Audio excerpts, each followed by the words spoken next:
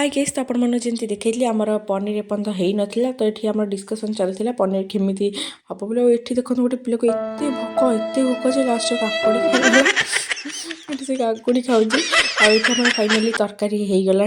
तो देखिपे केमी देखा जाऊँ ये आम नहीं टेस्ट कराया एक्चुअली मुझे टेस्ट कर टेस्ट करुले तो ये फाइनाली लुक देखो पनीर के सुंदर देखा और सेपटे मैम और सार मैंने काकुड़ी सालाड करुले आम पलैलु खाइबा